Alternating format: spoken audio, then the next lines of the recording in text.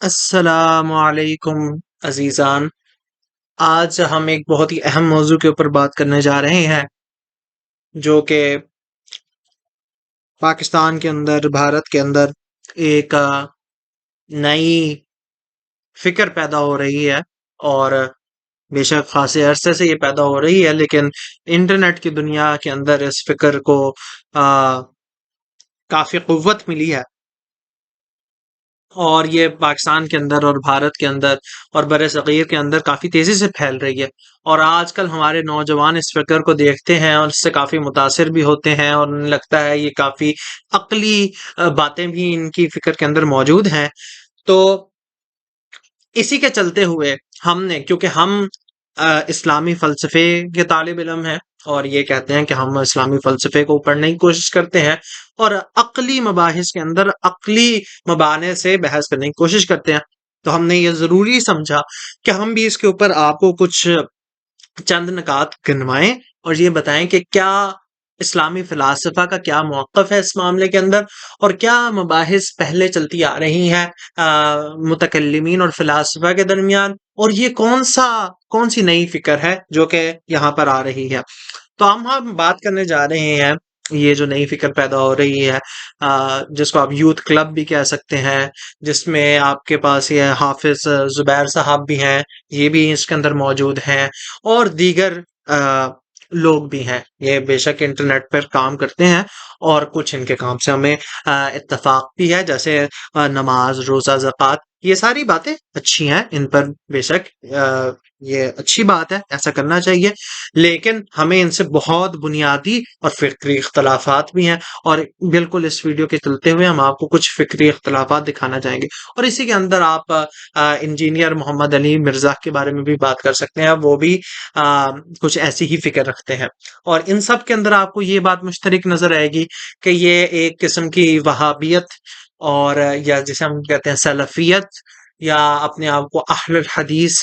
مکتبہ فکر غیر مقلد مکتبہ فکر، ان سب کے ساتھ اپنے آپ کو ایسوسیٹ کرتے ہیں، اور یہ کہتے ہیں کہ ہمارا جو تعلق ہے وہ ان مکاتب فکر کے ساتھ ہے۔ تو اسی کے چلتے ہم آپ کو یہ بتانا چاہیں گے ان سب کے اندر تصوف کے بارے میں ایک انتہائی غلط نظریہ پایا جاتا ہے، اور ساتھ ہی ساتھ تصوف کے ساتھ علم الکلام، جو کہ اسلامی مفکرین ہیں، انہوں نے ایک علم بنایا جس کے اندر وہ صفات باری تعالیٰ اور وجود خدا کے اوپر بات کرتے تھے، اس کے بھی خلاف ہیں، اور ظاہر سی بات ہے اسلامی فلسفے کے، جو کہ علم الکلام سے بھی بہترین چیز ہے پڑھنے کے لیے اور بہترین علم ہے، اس کے بھی یہ خلاف ہیں۔ لیکن ہم پھر بھی ہمارے دلائل کو استعمال کر کے، خاص کر کے جو ان کے انٹرنیشنل بین الاقوامی جو ان کے سپیکرز ہیں، جیسے محمد حجاب ہے، دانیل حقیقت جو ہے، یہ سارے ہماری دلائل کو استعمال کرتے ہوئے ترویج بھی کرتے ہیں، تو یہ ہمیں نظر آتا ہے کہ کافی دوگلا پن یہاں پر موجود ہے، کہ ایک طرف آپ علم الکلام جیسی چیزوں کو حرام کہیں اور ان کے خلاف بولیں، اور فلسفے کو بھی ظاہر سی بات ہے حرام کہیں، اور دوسری طرف آپ انہی کے دلائل کو بھی استعمال کریں، اور انہی کے دلائل کو استعمال کر کے یہ بھی کہیں کہ ہم ان دلائل سے خدا کے وجود کو ثابت کریں گے۔ سب سے پہلی آپ کو ایک چھوٹی سی ویڈیو دکھاتے ہیں جہاں پر یہ ان کے ایک بھائی ہیں Subur Ahmed. So there has to be a benefit, there has to be an objective, there has to be someone you link to make sure you don't get into certain thing. The other thing which I want to make clear is philosophy haram? This is a big discussion, right? So what is haram according to scholars is the ilm of kalam, which is when people went into the sifat of Allah, what is Allah like, and they went into heresies. That's haram. Generally philosophy of language, philosophy of ethics, philosophy of science, that's not problematic because you're studying thing. یہ آپ نے یہ video دیکھی، اس میں آپ دیکھ سکتے ہیں علم الکلام جو کہ مسلمان مفکرین نے خاصا پڑھا بھی، جس پر کام بھی کیا، اور پھر ظاہر سی بات ہے فلسفہ تو ان کے قریب سے بھی نہیں گزرنا، فلسفہ جو کہ علم الکلام سے بھی اگلی جہت کا نام ہے، علم الکلام سے بھی اگلے علم کا نام فلسفہ ہے، تو اس کو تو یہ بے شک حرام ہی سمجھیں گے۔ دوسری بات یہ ہے کہ انہوں نے کافی طعن کیا ہے، اور کفر کہتے ہیں یہ لوگ بے شک شاید صاف طور پر یہ بات نہ کریں، سامنے یہ بات نہ کریں، لیکن اگر آپ یہ دیکھیں یہاں پر یہ حافظ محمد زبیر صاحب ہیں، صراحتاً یہ کفر کہتے ہیں نظریہ وحدت الوجود کو، اور یہ انتہائی اہم مسئلہ ہے۔ کیوں یہ انتہائی اہم مسئلہ ہے؟ کیونکہ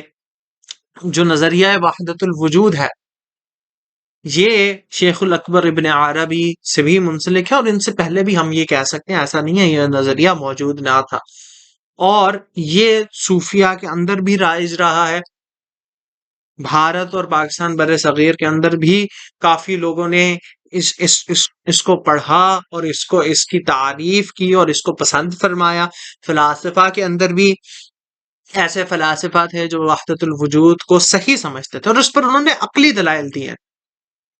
تو اس کو یہ سب کفر کہتے ہیں، جو کہ ایک انتہائی اہم مسئلہ ہے، کیونکہ اگر آپ اس کو کفر کہہ رہے ہو تو اس کے پاس آپ کے پاس کوئی عقلی دلیل ہونی چاہیے، جو کہ ان میں سے کسی کے پاس کوئی عقلی دلیل نہیں ہے۔ تو آپ کو یہ نظر آئے گا کہ تصوف کے خلاف یا ایک جو نقطۂ نظر ہے عرفاء کا، اس کے خلاف یہ کافی آپ کو باتیں کرتے نظر آئیں گے۔ تھوڑا سا ہم آپ کو ان کے ہم بتاتے ہیں کہ یہ کیسے یہ باتیں کرتے ہیں، اور پھر ہم اس کی ذرا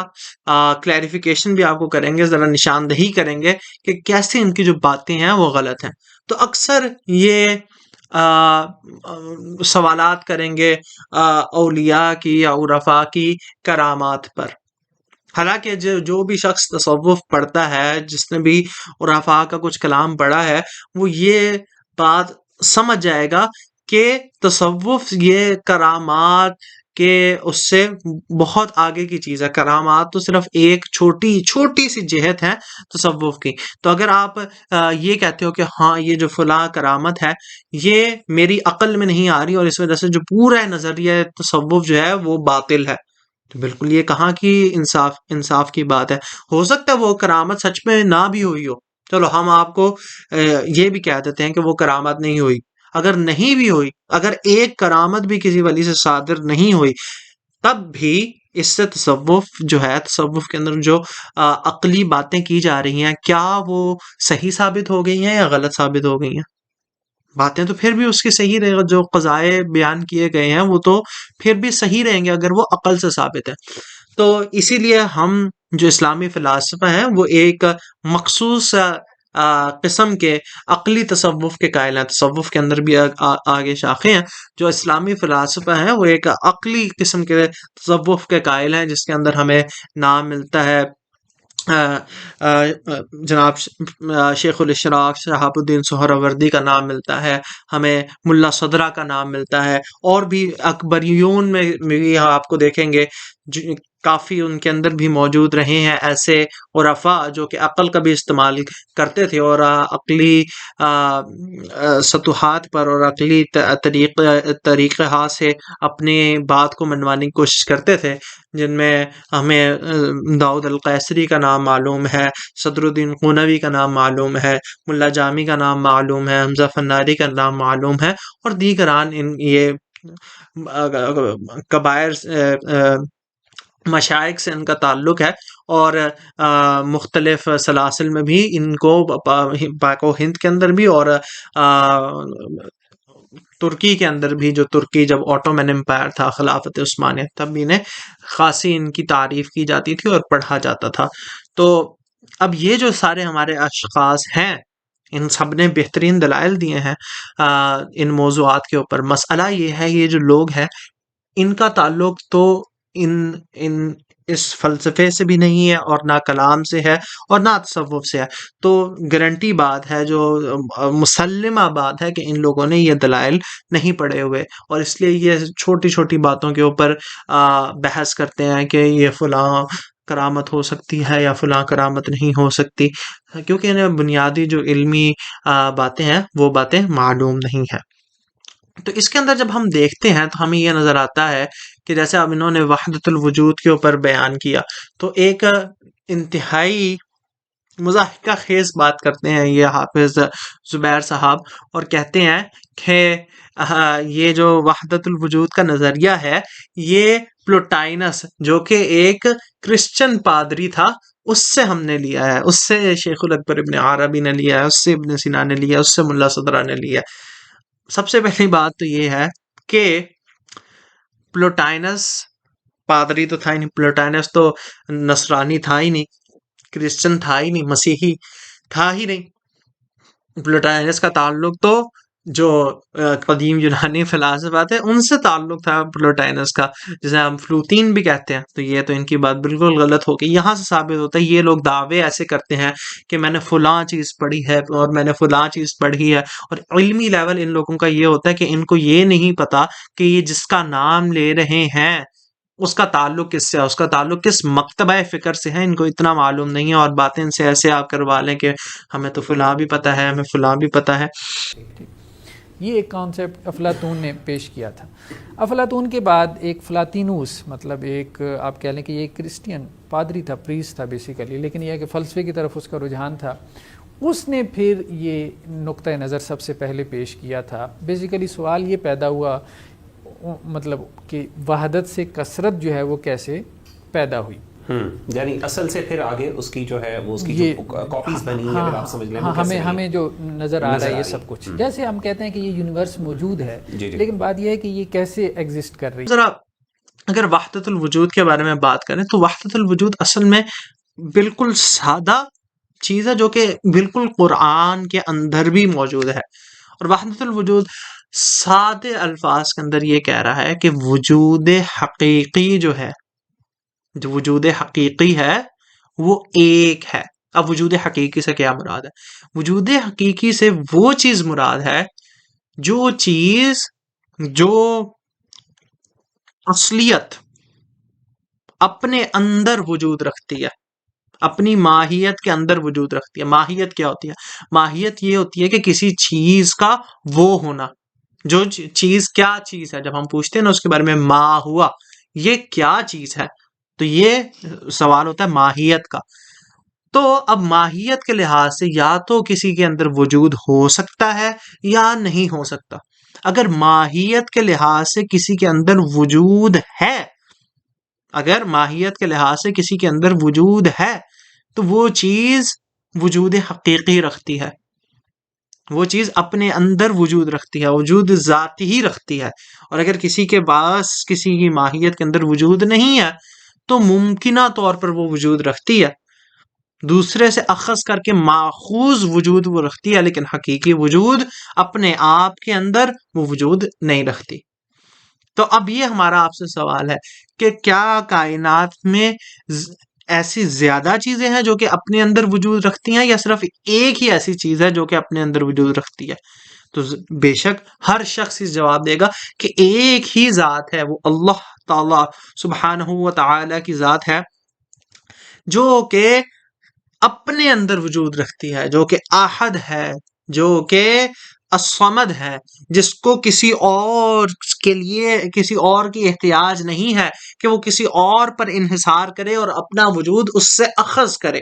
اور باقی جو ساری چیزیں ہیں وہ ان کا جو وجود ہے وہ ماخوذ ہے، وہ حقیقی طور پر ان کے پاس اپنا نہیں ہے، ان کو دیا گیا ہے، ان کے لیے عطائی ہے، اسی لیے انہیں مظاہر خدا بھی کہا جاتا ہے، مظاہر اسماء اللہ بھی کہا جاتا ہے۔ کیوں؟ کیونکہ اپنے اندر وہ وجود حقیقی نہیں رکھتی، صرف وجود عطائی رکھتی ہیں۔ یہ ایسے ہی مثال ہے کہ جیسے ایک چیز ہے جو کہ روشنی ہے، اور روشنی کے سامنے آپ نے کوئی چیز رکھی ہے جس کا سایہ پڑ رہا ہے۔ اب جو چیز ہے وہی حقیقت ہے، اور جو سایہ ہے گویا اس کی بھی حقیقت ہے، اس میں کوئی اختلاف نہیں ہے کہ اس کی حقیقت نہیں ہے، لیکن وہ حقیقت اس اصل کے سامنے بالکل ایسے ہی لگتی ہے جیسے وہ حقیقت ہے ہی نہیں، عطائی رکھتی ہے، بالکل حقیقت اتنی شدت رکھتی نہیں ہے اپنے اندر۔ اسی کو ملا صدرہ، اسی لیے خداوند کریم کی جو ذات ہے، ذات جو متعال ہے، ان کی حکمت متعالیہ کے اندر اسے وہ حقیقت الوجود بھی کہتے ہیں۔ اسی کو شیخ الاکبر ابن عربی یہ بھی کہتے ہیں کہ جو جو خدا تعالیٰ کی ذات ہے وہ منبع ہے باقی تمام چیزوں کا. جتنی بھی تمام اشیاء کائنات کے اندر آپ کو نظر آ رہی ہیں یا وجود رکھتی ہیں، وہ تمام ساری کیا ہیں؟ اسماء الہی کی وہ تجلیات ہیں، وہ مظاہر ہیں. یہ باتیں، یہی بات شیخ الرئیس بھی آپ کو کرتے نظر آئیں گے کہ ایک ہی واجب الوجود ہے جس کے لیے اس کی ذات کے اندر ہم نے وجود لازم قرار دیا ہے، اور کوئی اور چیز نہیں ہے جو کہ اپنے اندر وجود رکھتی ہے. باقی جو ساری چیزیں ہیں وہ ممکن الوجود ہیں، اور ممکن الوجود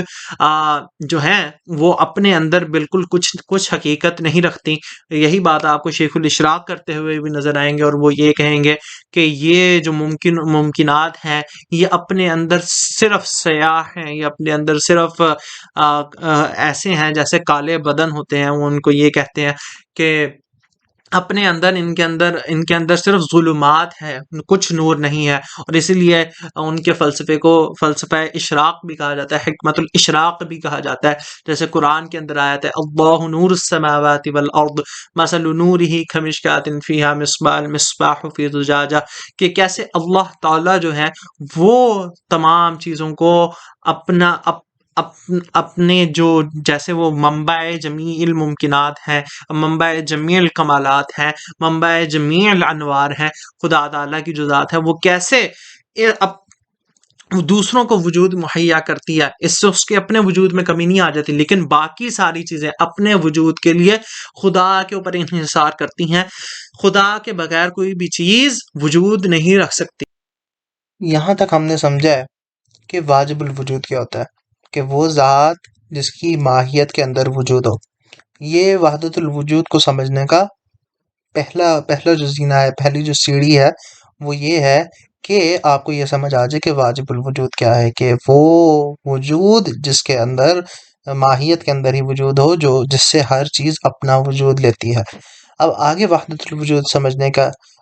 یہ ذریعہ ہے کہ آپ اس بات کو سمجھیں کہ وجود ایک ہی وجود ہے، یعنی وجود ایک ہی حقیقت ہے، اور واحد ہے اور مشکک ہے. کیا مطلب اس کا؟ کہ حقیقت وجود تو ایک ہی ہے، خدا من تعالیٰ کی ذات تو ایک ہی ہے. جیسے نور کی مثال ہے، نور ایک ہی ہے، لیکن اب وہ مختلف طرائق سے مشکک ہے. مشکک کیا مطلب ہے؟ اس کے اندر تشکک پیدا ہوا ہے، تشکیک پیدا ہوئی ہے، اس کے اندر مراتب وجود پیدا ہوئے ہیں، اور مختلف چیزوں کی مختلف طریقے سے ان کے اندر تشخص پیدا ہوا ہے، ان کے اندر ایک اختصاص پیدا ہوا ہے، کیونکہ وہ مختلف طریقوں سے ایک دوسرے سے مختلف ہیں، لیکن تمام کے درمیان ایک چیز میں اشتراک ہے جو کہ وجود ہے. اور یہ بات ہر شخص کو معلوم ہے کہ جو بھی چیز وجود رکھے گی تو از جہت وجود وہ چیز مشترک ہوگی، وجود کی جہت میں وہ چیز مشترک ہوگی باقی چیزوں کے معاملے میں. ہاں باقی چیزوں سے وہ مختلف ہو سکتی ہے، لیکن وجود کی جہت میں وہ چیز مشترک ہوگی. تو یہ کہنے کا مطلب ہے فلاسفہ کا، جب وہ کہتے ہیں کہ جو واجب الوجود ہے وہ ایک ہے، اور یہاں پہ جب وہ وحدت الوجود کی بات کرتے ہیں تو یہ کہتے ہیں وجود واحد ہے اور مشکک ہے. تو اب یہ کہنے میں کیا مسئلہ ہے؟ یہ اب آپ کو اس کے بارے میں سوچنے کی ضرورت ہے. اور اسی لیے ہم کہتے ہیں کہ خدا کے پاس وجود حقیقی ہے، وجود بسیط ہے، اور پھر آگے تمام چیزوں کو وجود منبسط کے ذریعے سے، حقیقت المحمدیہ کے ذریعے سے وجود بخشا جاتا ہے. اور یہ کہنا ہے عرفاء کا بھی، یہ کہنا ہے صوفیاء کا بھی، یہ کہنا ہے فلاسفہ کا بھی. اور اس کے اوپر انہوں نے طویل دلائل دیے ہیں، اور ایسے دلائل دیے ہیں جو کہ جیسے 2 جمع 2 4 کی بات ہے، جس کے اوپر سوال کرنا ہی ناممکن ہے. اب اس کے پاس ہمارے لیے عقلی دلائل بھی ہیں اور نقلی دلائل بھی موجود ہیں. اور مسلمانوں میں جتنے بھی اشخاص ہیں جن کی زیادہ عزت کی جاتی ہے، جن کو لوگ جانتے ہیں، جیسے شیخ الاکبر ابن عربی ہیں، کون یہ نام نہیں جانتا، اور دیگران جو ہیں جیسے ابن سینا ہے، جیسے ملا صدرہ ہے، جیسے علامہ طباطبائی ہے، جیسے ملا جامی کا ہم نے نام لیا، ان سب کی عزت کی جاتی ہے. ان سب نے بہترین عقلی نقلی دلائل، دونوں دلائل دیے ہیں کہ کیسے جو نظریہ وحدت الوجود ہے وہ عین توحید ہے، توحید کی عین ہے. اب کوئی اس کو غلط بیان کرے، کوئی اس کو بیان نہ کر سکے، وہ ایک الگ بات. ہم نے آج آپ کو فلسفانہ تعبیر بیان کر دی نظریہ وحدت الوجود کی بھی، اور یہ جو تمام اشکالات لے کر آتے ہیں، یہ خواہ اس میں یہ اہل حدیث فکر کے لوگ ہوں، یہ سلفیت کے عناصر رکھنے والے لوگ ہوں، اور یا انجینئر محمد علی مرزا ہو، یا اور بھی ایسے لوگ ہیں جو کہ سلفی تو نہیں ہے لیکن پھر بھی یہ نقطہ نظر رکھتے ہیں، جیسے غامدی صاحب ہیں. تو ان سب سے ہم یہ اختلاف کرتے ہیں، اور انشاءاللہ اگر آپ آگے مستقبل کے اندر ہم ان کے اوپر ڈیٹیلڈ گفتگو بھی کریں گے کہ کیسے ان سب کے اندر کیا کیا یہ علمی مغالطے کرتے ہیں، کیا ان کی فکر کے اندر غلطیاں ہیں، اور کیسے جو اسلامی فلاسفہ نے سائنسی باتیں بھی کی ہیں، کیسے اسلامی فلاسفہ نے فلسفی باتیں بھی کی ہیں، اور کیسے انہوں نے ایک نقطۂ نظر بیان کیا ہے جس کے اندر یہ تمام چیزیں، الحاد کا رد بھی موجود ہے. مسئلہ یہ ہے کہ لوگ ہمارے اپنے فلاسفہ کا کام پڑھنے کے بجائے ایسے لوگوں کے پاس جاتے ہیں جن کے پاس علم کی کمی ہے، جن کے پاس ہم ان کی نیتوں پر شک نہیں کرتے، لیکن یہ بڑے انتہائی ادب سے بات کریں گے کہ ان کے پاس علم کی کمی ہے. انہوں نے نہ کبھی فلاسفہ کو پڑھا ہے، نہ کبھی صوفیاء کو پڑھا ہے، نہ اسلامی تہذیب سے ان کی کوئی آشنائی ہے. جو انہوں نے تھوڑا بہت علم حاصل کیا ہے وہ کبھی کسی نے یہ جو ماڈرن سلفی موومنٹ ہے، جو جدید سلفیہ ہیں، جو کہ ایک مختصر اور ایک مخصوص نقطۂ نظر کو لے کر چلتے ہیں، یہ صرف ان کو مانتے ہیں، اور ان کی بے شک یہ کہیں کہ ہم ان کی تقلید میں نہیں ہیں، لیکن یہ ان کی تقلید میں ہے. اسی وجہ سے انہوں نے علم الکلام کا بھی رد کر دیا، انہوں نے فلسفے کا بھی رد کر دیا، لیکن پھر بھی اب کیونکہ انہوں نے نئی عوام کے سامنے الحاد کا رد بھی کرنا ہے تو پھر انہیں فلسفے کی دوبارہ ضرورت پڑی. اسی لیے یہ محمد حجاب جیسے لوگ اور یہ جو دیگران ہیں، یہ صبور احمد بھی ہم نے آپ کو دکھائے، اور بھی لوگ ان کو معلوم ہے یہ کون کون ہے، یہ تمام سارے اسی لیے فلاسفہ کے دلائل کا استعمال کر رہے ہیں. ابن سینا کی دلیل برہان الوجوب والامکان، جسے یہ کنٹینجنسی آرگومنٹ بھی کہتے ہیں، اس کا استعمال کر رہے ہیں، لیکن ساتھ ہی ساتھ یہ لعن اور طعن کرتے ہیں اور جھوٹ اور فریبی سے کام لیتے ہیں فلاسفہ کے خلاف، اور شیخ الاکبر ابن عربی کے خلاف، اور دیگران کے خلاف. اور یہ اللہ تعالیٰ انہیں بھی معاف کرے اور ہمیں بھی معاف کرے، لیکن یہ انتہائی نازک مسئلہ ہے، اور مسلم امت کو یہ بات معلوم ہونی چاہیے کہ ایسے لعن طعن کرنا اور ایسے کفر کے فتوے لگانا کسی بھی عالم کے اوپر یہ اچھی بات نہیں ہے. اور اگر آپ کو یہ ویڈیو پسند آئی تو اسے شیئر کریں. وما علینا الا البلاغ المبین.